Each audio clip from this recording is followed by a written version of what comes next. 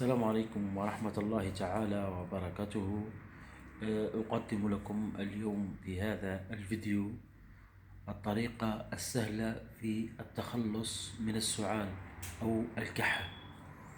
أنك تحضر كأس قهوة، تضيف له ملعقة من الفلفل الأكحل وملعقة من الزبدة أو الدهان كما يقال عند البدو.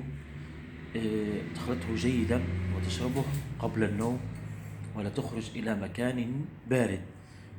بإذن الله سوف يخفف عليك أو تذهب مباشرة هذا السعال أو الكح، وكل شيء يكون بإذن الله، والشافي هو الله سبحانه وتعالى.